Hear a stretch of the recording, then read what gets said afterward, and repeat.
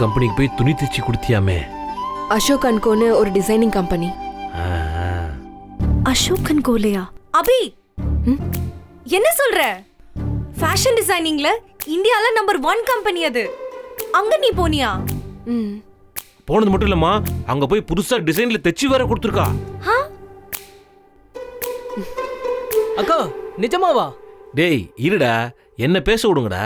அப்பா இல்ல அபி, நாளையில இருந்து அந்த கம்பெனிக்கு நீ வேலைக்கு போற.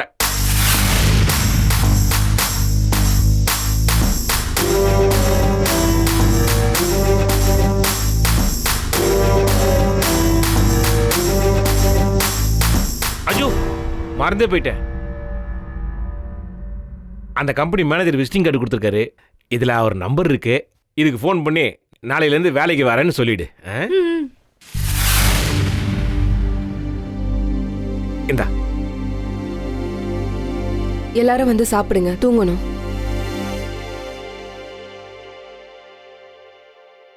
காலையில கடையில நிறைய வேலை இருக்கு. நான் என்ன சொல்றேன், நீ கடையில வேலை இருக்குன்னு சொல்ற? இன்னொருத்தர்கிட்ட கை கட்டி நின்னு வேலை செய்யணும்னு நமக்கு எந்த அவசியமும் இல்ல. இருக்கிற கடைய பத்திரமா பாத்துக்கிட்டா போதும். எது கடை? நீ வச்சுக்கிறது பேரு கடையா? ஒரு 8க்கு 4க்கு ஒரு தம்பத்தொன்னு இடத்துக்கு 2 இத்து போன மிஷின் வச்சுக்கிறதுக்கு ஒரு பெரிய கடையாது. அந்த இத்து போன 2 மிஷினும் 8க்கு 4 ரூமும் தான் இவ்ளோ நாளா நமக்கு சாப்பாடு போட்டுட்டு இருக்கு. கௌரவமா வாழ வச்சிட்டு இருக்கு. அதை மறந்துடக்கூடாது. என்ன கௌரவமா வாழ்ந்துட்டோம் நம்ம? 3 மாடி வீடு கட்டி 4-5 காரை வச்சு வாழ்றோமா நம்ம? இது கௌரவமா?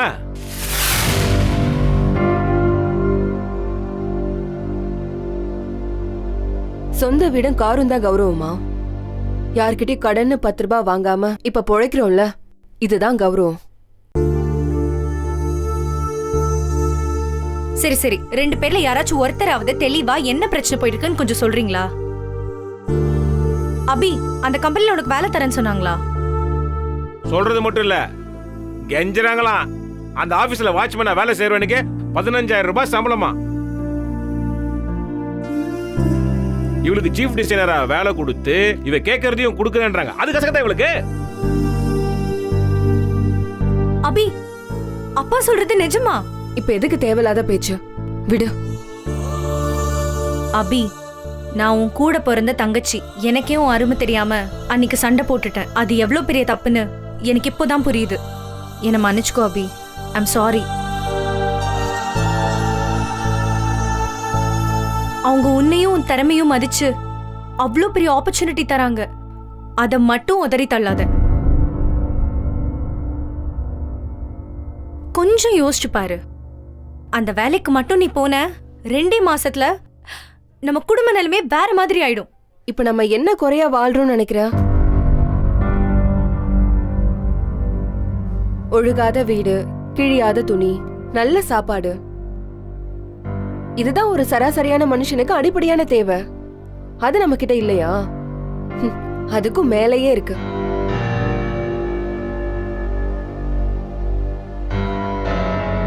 அது மட்டும் போதுமா?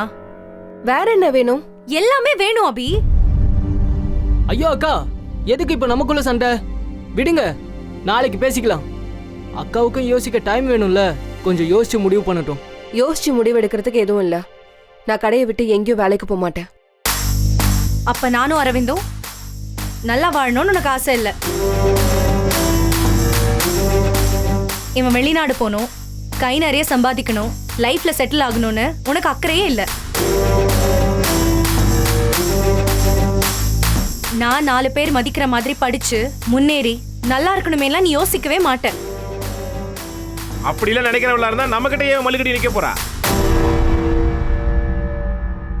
இந்நேரம் சரின்னு சொல்லிட்டு வேலைக்கு போயிருக்க மாட்டா? அங்க வேலைக்கு போனாதான் என் தம்பியையும் தங்கச்சியும் நல்லா வச்சுக்க முடியுமா? நமக்குன்னு சொந்தமா தொழில் இருக்கு. பெரிய அளவுல இல்லைனாலும் நாமளும் முதலாளி தான். நம்மளையும் நம்பி 4 பேர் வேலை பார்த்துட்டு இருக்காங்க. அதே நீங்க எல்லாரும் யோசிக்க மாட்டீங்க. இத்தனை வருஷமா முதலாளியா இருந்தோம், ஏன் நம்ம முன்னேறல? அத நீ யோசிச்சு பாத்தியா? தானே துணி வாங்கி அதை டெய்லர் கிட்ட தந்து அவங்க தச்சு கொடுக்கற வரைக்கும் பொறுமையா காத்திருக்கணும். யாருக்கும் நேரம் இல்ல அபி. எல்லாமே ரெடிமேட் தான். ஆனா அந்த ரெடிமேட் காரங்க கூட ஏன் நம்மள தேடி வரணும்? நம்ம கிட்ட திறமை இருக்கு. என்ன பிரயோஜனம்? திறமைய பணமாக்குற சந்தர்ப்பம் கிடைச்சும் நீ அதை எட்டி உதைச்சிட்டியே. நீங்க என் திறமையை அடமான வைக்கிறத பத்தி பேசுறீங்க. அதனால உங்களுக்கு நான் பேசுறது புரியாது. உனக்கு தான் நாங்க பேசுறது புரியல. சம்பாதிக்க முடியாதவங்க கிட்ட எவ்வளவு திறமை இருந்தாலும் அது வேஸ்ட். அக்கா டேய் நீ போடா. நம்ம 2 பேரும் எப்படி போனா என்னன்னு நினைக்கிறா. அவளுக்கு போய் நீ சப்போர்ட் பண்ற?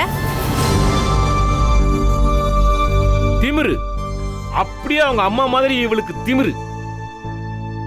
அது கழுத்துல டேப்ப மாட்டின உடனே அப்படியே கைலாசத்துல இருக்க சிவன் உனக்கு நினைப்பு. எல்லாமே உன்னால தான் நடக்குதுன்ற ஆணவம். உலகத்திலே இவ்வளவு அம்மாவும் தான் பெரிய டெய்லர் நினைப்பு. நீங்க வேணா பாருங்க, ஒரு நாள் அந்த கடவுளுக்கே பொறுக்காது. இவருடைய மொத்த கடையை அப்படியே இடிச்சுதான் விழ போகுது. சொல்றேன், நான் சொல்றேன். உழம் ஊதா இல்லையான்னு பாரு. அபி ஐயோ அக்கா டேய் போட்டோ விடுறா. நில்லுக்கா. அக்கா போவாதக்கா. அக்கா அக்கா சொன்னா கேளுக்கா. அப்பா ஏதோ கோவத்துல பேசிட்டாரு. எப்படா? அக்கா ப்ளீஸ்க்கா.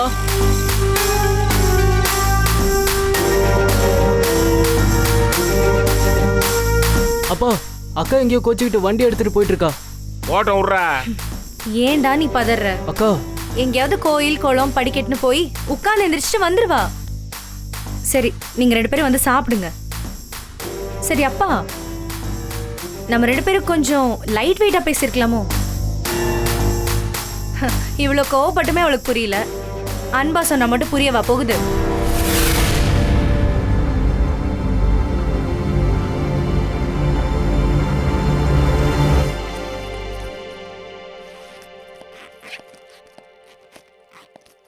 சுபத்ரா சார், டைம் ஆயிடுச்சா? அப்படிலாம் இல்லை சார்.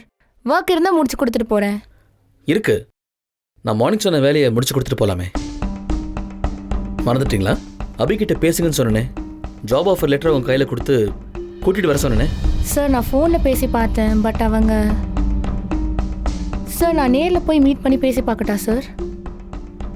ஒருவேளை ஃபோனில் பேசுனது அவங்களுக்கு புரியாமல் கூட இருந்திருக்கலாம். ஓகே சுபத்ரா, இப்போ கிளம்புங்க. பட் நாளைக்கு மார்னிங் அவங்களை கன்வின்ஸ் பண்ணி இந்த ஜாப்ல அவங்கள ஜாயின் பண்ண சொல்லுங்க. I will try sir. Yeah. Sir எதுக்கும் நம்ம வேணா இன்னொரு ஆப்ஷன் பார்க்கலாமா? புரியல. ஆல்டர்னேட்டா வேற டிசைனர் வச்சு பேசலாமா சார்? நோ, அபி தான் இந்த கம்பெனியோடைய சீஃப் டிசைனர். அதில் எந்த சேஞ்சஸும் இல்லை அண்ட் இருக்கவும் கூடாது. புரிஞ்சது இல்லை? புரிஞ்சுது சார்.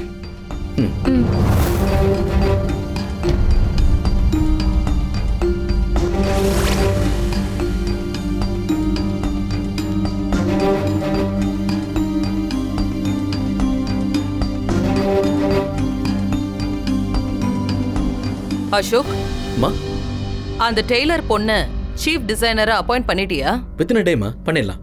டைம் இல்ல அசோக். நீ லேட் பண்ற ஒவ்வொரு நாளும் ஓ எம்டி போஸ்டுக்கு தான் ஆபத்து. அத புரிஞ்சுக்கோ. புரியுது. பட் அந்த அபியை எப்படி கன்வின்ஸ் பண்ணி நம்ம கம்பெனியில் ஜாயின் பண்ண வைக்கிறது தான் நான் யோசிச்சுட்டு இருக்கேன். அவ கனவுல கூட நினைச்சு பார்க்க முடியாத சம்பளத்தை ஆஃபர் பண்ணு. இந்த உலகத்துல எதுக்கும் மயங்காதவங்க கூட பணத்துக்கு மயங்குவாங்க. மா பட் அந்த பொண்ணு பார்த்தா பணத்துக்கு ஆசைப்படுற பொண்ணு மாதிரி தெரியலம்மா. Wherever you go, you need money to purchase things. There is a price for everything. அவளோட விலை என்னன்னு கண்டுபிடி. அசோக், அவ விலை என்ன வேணாலும் இருக்கட்டும். எல்லாருக்கும் ஒரு வீக் பாயிண்ட் இருக்கு. சில பொண்ணுங்களுக்கு ஆடம்பரம் தான் வீக்னஸ். Car, பங்களோ, jewels. இன்னும் சில பொண்ணுங்களுக்கு அன்பு தான் weakness. Family, friends, etcetera etcetera. அந்த மாதிரி அவ வீக்னஸ் என்னன்னு பாரு. அது மூலமா அவளை கம்பெனிக்கு வரவை. அசோக், இது வெறும் ஃபேஷன் டிசைனிங் கம்பெனி மட்டும் கிடையாது. இது ஒரு சாம்ராஜ்யம். உனக்காக ஓ அம்மா நான் உருவாக்கின சாம்ராஜ்யம். இதுக்கு நீதான் எப்பவுமே ராஜாவா இருக்கணும். ஒரு சின்ன போட்டியில தோத்துட்டு இந்த ராஜ்யத்தை இழந்துராத. சும்மா சும்மா அட்வைஸ் பண்றதுக்கு நீ ஒண்ணு குழந்தை இல்ல. ஒரு கம்பெனியோட எம்டி. உன் சேரை காப்பாத்திக்க வேண்டியது உன் பொறுப்பு. பொறுப்பு மட்டும் இல்ல, duty. Just two your duty.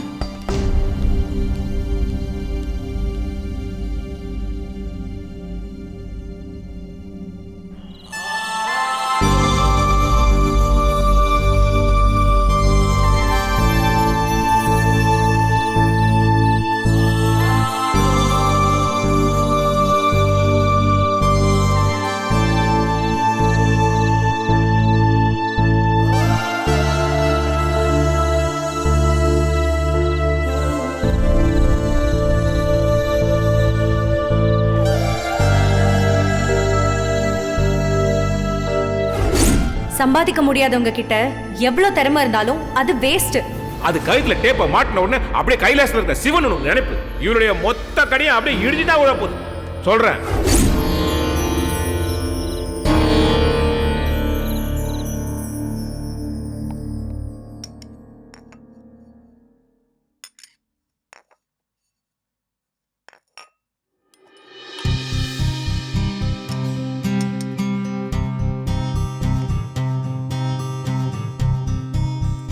Anamika, Ashok வரல?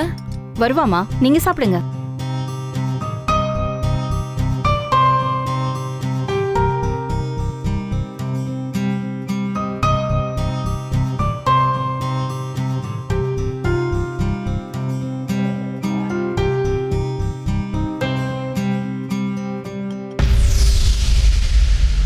சார்,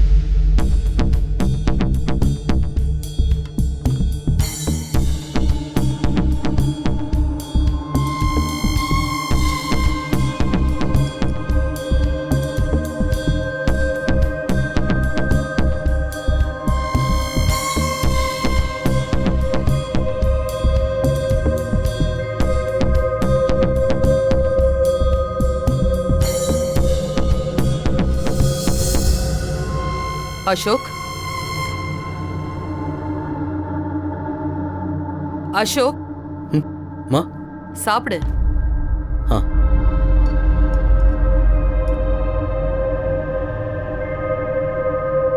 அசோக், அந்த டெய்லர் பொண்ணுகிட்ட பேசிட்டியா? ஜாபுக்கு வேற ஒத்துக்கிட்டால? மா, அவ வர்றது டவுட் தான்மா. நான் அவகிட்ட பேசி பார்த்தேன். Too much of attitude and ego சேர்ந்தே இருக்கு. ஸோ என்னை பொறுத்தவரை அவ நம்ம கம்பெனியில் ஒர்க் பண்ணுறதுக்கு டோட்டலி அன்ஃபிட். அக்கா, யாரையுமே ஃபர்ஸ்ட் டைம் பார்த்த உடனே அவங்க நல்லவங்களா கெட்டவங்களான்னு முடிவு பண்ணுறது தப்பு. மனுஷங்க எல்லாருக்குமே ஏதோ ஒரு விஷயத்தில் ஈகோ இருக்க தான் செய்யும். அண்ட் மோஸ்ட் ப்ராபப்ளி டேலண்ட் இருக்கிறவங்க கிட்ட கொஞ்சம் ஆட்டிடியூட் இருக்க தானே செய்யும். I agree. Ashok is right. Talent இருக்கவங்க கிட்ட கண்டிப்பா கொஞ்சம் திமிரு இருக்க தானே செய்யும் இல்ல?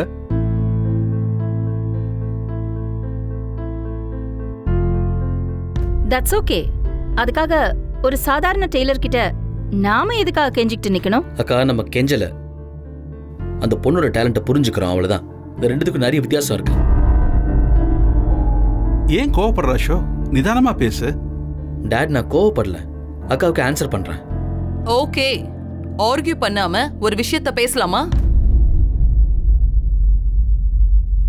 அசோக், அந்த அபி டெய்லர் டேலண்டடா இருக்கலாம், ஆட்டிடியூடோடவும் இருக்கலாம், வாட் எவர்.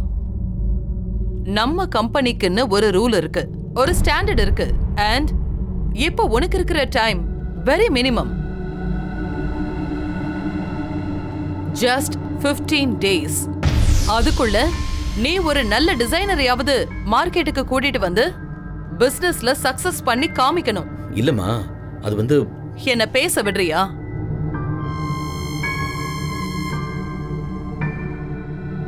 இந்த குரூஷியல் டைம்ல நீ அந்த டெய்லர் பொண்ண வேலைக்கு சேர்த்து டைமை வேஸ்ட் பண்ணாத, புரியுதா? நான் கூட அதை தான் சொல்ல வந்தேன். இட்டாலி, பிரான்ஸ், லண்டன் எங்கிருந்தாவது ஒரு பெஸ்ட் டிசைனரை ஹையர் பண்ணுவோம். வேர்ல்ட்ஸ் பெஸ்ட் டிசைன் ஒன்று ரெடி பண்ணிட்டு மார்க்கெட்ல இறக்கி நாம அச்சீவ் பண்ணலாம். தேவையில்லை. இல்ல அசோக், அவங்க yes I know they are the best designers. இந்த டிசைனிங்லயும் ஃபேப்ரிக் வேர்ல்ட்லயும் அவங்க பெரிய டானா கூட இருக்கலாம். பட் அவங்க கிட்ட இல்லாத ஒன்று நான் இந்த அபி டெய்லர் டீம் கிட்ட பார்த்தேன். ஒழுங்கு. ஒருத்தருக்கு ஒருத்தர் பேசிக்கல. அந்த மிஷின் சத்தத்தை தாண்டி வேற எந்த சத்தமும் அவங்க கேட்கல. ஆனால் ஒருத்தருக்கு ஒருத்தர் வேலையை கம்யூனிகேட் பண்ணிக்கிட்டு அவ்வளோ ஃபோக்கஸ்டாக அவங்க ஒர்க் பண்ணாங்க. எனக்கு அது ஒரு சிம்பனி ஆர்கெஸ்ட்ராவை நேரில் பார்த்த மாதிரி இருந்துச்சு. அம்மா, நீங்களே இந்த காஸ்டியூம் பார்த்தீங்களா? ஒரு குறை இல்லை, ஒரு சின்ன கரெக்ஷன் கூட அதில் இல்லை. அவ்வளோ பர்ஃபெக்டாக இருந்ததுமா. அதுவும் அவ்வளோ ஷார்ட் டைமில். அதெல்லாம் சரிதான். ஆனால் ஏதோ ஒரு டிசைனை சரியாக பண்ணிட்டாங்கிறதுக்காக அந்த டீமை நம்பி கோடிக்கணக்கில் இன்வெஸ்ட் பண்ண முடியுமா? டேட், லட்சமாக பணத்தை பே பண்ணி நாம் வேலைக்கு வச்ச இந்த டிசைனர்ஸை நம்பி கூட நம்ம க்ரோஸ் கணக்கில் இன்வெஸ்ட் பண்ணியிருக்கோம். பட் ரிசல்ட் 0 தானே. அதே ரிஸ்கை நான் இந்த அபி டெய்லர் நம்பி எடுக்க போகிறேன். இதில் என்ன தப்பு இருக்கு? இது பாருங்க, இதில் நம்ம தோத்தாலும் நம்ம பிஸ்னஸ் ஒன்றும் சரிஞ்சு விழுந்துட போகிறதில்ல. ஜஸ்ட் ஒரு ஸ்மால் ஸ்லிப், அவ்வளோதான்.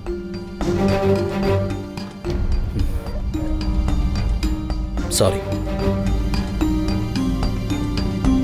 This is my game and the ball is in my court. நான் பார்த்துக்கிறேன். அது வரைக்கும் என்னை யாரும் டிஸ்கரேஜ் பண்ணாதீங்க. அதுவே போதும். அசோக், அசோக்,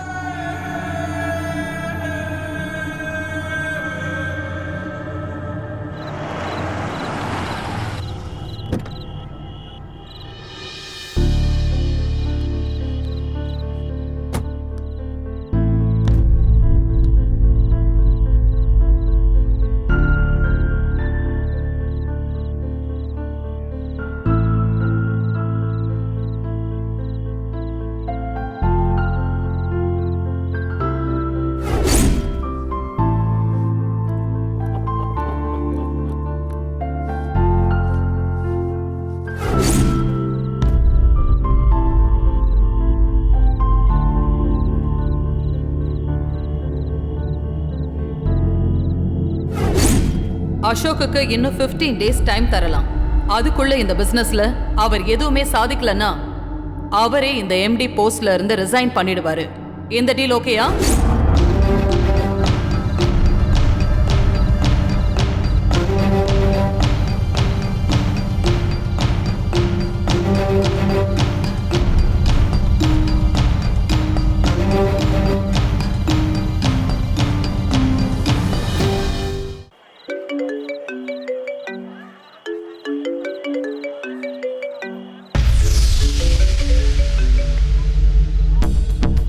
ஹலோ அசோக், எங்க இருக்க? இங்கே தான் பக்கத்தில். ஏன் உன் வாய்ஸ் ஒரு மாதிரியா இருக்கு? அப்படிலாம் ஒன்றும் இல்லை. இது பாரு, நீ எதை பத்தியும் கவலைப்படாத, நான் உன் கூட இருக்கேன். எல்லாம் சீக்கிரம் சரியாயிடும். அசோக், என்ன ப்ராப்ளம்க்கா? இது உனக்கு தேவையா அசோக்? மிட் நைட்ல தூக்கம் இல்லாம எங்கேயோ போய் நின்னுக்கிட்டு எதையோ யோசிச்சுக்கிட்டு ஓ நிம்மதியை நீ கெடுத்துக்கிற.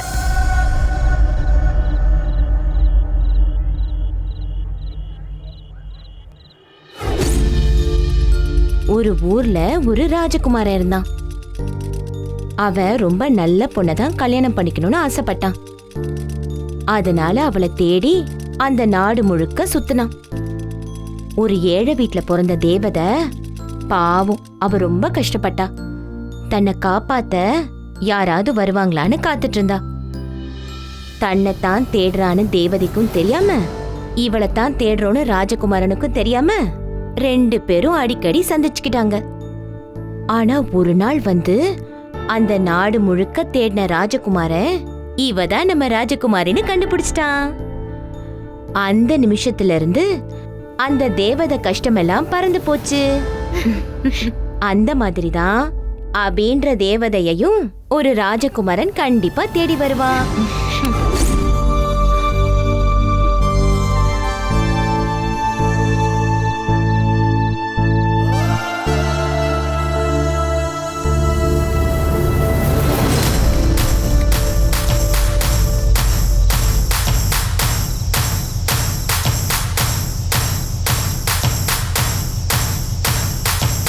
அக்கா மனசு சரியில்லை, கொஞ்ச நேரத்தில் நானே வீட்டுக்கு வந்துடுவேன்.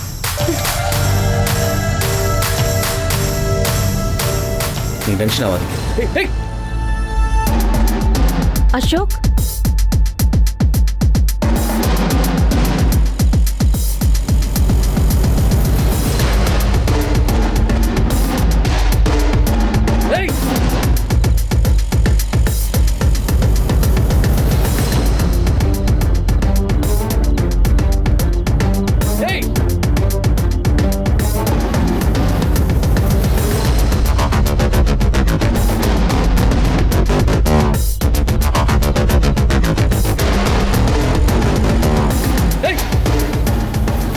போன் எடுத்துட்டு போறான், அவனை ஃபாலோ பண்ணுங்களேன். எங்க கொஞ்சம் சீக்கிரம் போங்க. ஏய் நில்றா.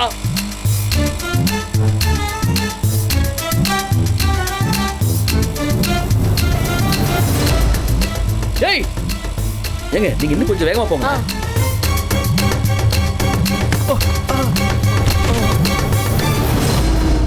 ஏய் stop stop stop.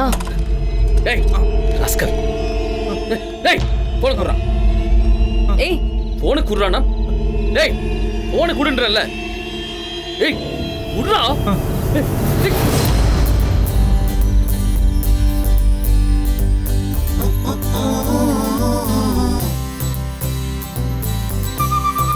Thank you madam, thank you so much.